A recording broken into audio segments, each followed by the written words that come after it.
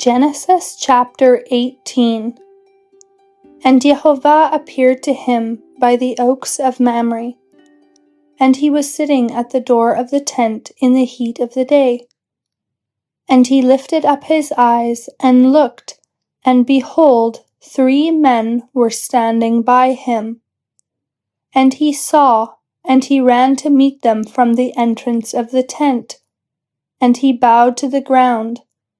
And he said, My Lord, if now I have found favor in your sight, I beg you, do not leave from near your servant. Please allow a little water to be taken, and you wash your feet, and rest under the tree. And I will bring a bite of bread, and will sustain your heart. Then you may pass on, for this is why you have passed over to your servant. And they said, Do so as you have said. And Abraham ran into the tent to Sarah, and said, Hurry, prepare 3 measures of fine meal, knead it, and make cakes.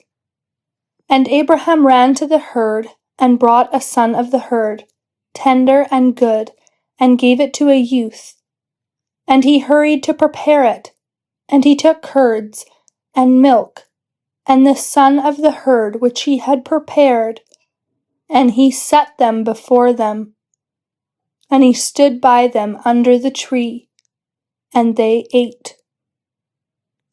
And they said to him, Where is your wife Sarah? And he said, See, in the tent. And he said, I will certainly return to you at the time of life, and behold, a son shall be to your wife Sarah. And Sarah was listening at the entrance of the tent, and it was behind him. And Abraham and Sarah were aged, going on in days. The custom as to women had ceased to be with Sarah. And Sarah laughed within herself, saying, After my being old, shall there be pleasure to me, my Lord also being old? And Jehovah said to Abraham, Why has Sarah laughed at this, saying, Indeed, truly shall I bear, even I who am old? Is anything too difficult for Jehovah? At the appointed time I will return to you, at the time of life, and there will be a son to Sarah. And Sarah denied, saying, I did not laugh, for she was afraid. And he said, No, but you did laugh. And the men rose up from there, and looked on the face of Sodom, Sodom. And Abraham was going with them to send them away. And Jehovah said, Shall I hide from Abraham that which I am doing? And Abraham shall become a great and powerful nation, and all the nations of the earth shall be blessed in him. For I have known him, so that whatever he may command his sons and his house after him, even they may keep the way of Jehovah, to do righteousness and justice, to the intent that Jehovah may bring on Abraham that which he has spoken of him. And Jehovah said, The cry of Sodom and Gomorrah is great, and their sin is exceedingly heavy. I will go down and see if they have at all done according to the cry coming to me, and if not, I will know. And the men faced around from there and went toward Sodom. And Abraham was still standing before Jehovah. And Abraham drew near and said, Is it so? Will you cut off the righteous with the wicked? Perhaps there are 50 righteous within the city. Is it so you will cut off, and will not you spare the place for the sake of the 50 righteous ones that are within it? Far be it from you to act in this way, to put to death the righteous with the wicked, that the righteous should be as the wicked. Far be it from you. The judge of all the earth, shall he not do right? And Jehovah said, If I find 50 righteous within the city, in Sodom, then I will spare all the place because of them. And Abraham answered and said, Behold, I beg you, I have undertaken to speak to the Lord, and I am dust and ash.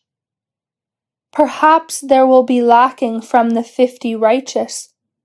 Will you destroy all the city for 5? And he said, If I find 45 there, I will not destroy. And he continued still to speak to him, and said, Perhaps 40 will be found there. And he said, I will not do it because of the 40. And he said, Please do not let my Lord be angry, that I may speak. Perhaps 30 will be found there. And he said, I will not do it if I find 30 there. And he said, Behold, I beg you, I have undertaken to speak to the Lord. Perhaps 20 will be found there. And he said, I will not destroy because of the 20. And he said, I beg you, let not my Lord be angry, that I may speak only this time. Perhaps 10 will be found there. And he said, I will not destroy because of the 10. And when Jehovah had finished speaking to Abraham, then Abraham returned to his place. Matthew chapter 18. In that hour the disciples came to Jesus, saying, Who then is greater in the kingdom of heaven? And having called forward a little child, Jesus set him in their midst. And he said, Truly I say to you, unless you convert and become as the little children, you cannot enter into the kingdom of heaven. Therefore, whoever will humble himself as this little child, this one is the greater in the kingdom of heaven. And whoever will receive one such little child in my name receives me. But whoever causes one of these little ones believing in me to offend, it is better for him that a millstone turned by an ass be hung on his neck, and he be sunk in the depth of the sea. Woe to the world from its offenses! It is a necessity that offenses will come. Yet woe to that man through whom the offense comes. And if your hand or your foot offends you, cut it off and throw it from you. It is good for you to enter into life lame or maimed, than having 2 hands or 2 feet to be thrown into the everlasting fire. And if your eye offends you, pluck it out and throw it from you.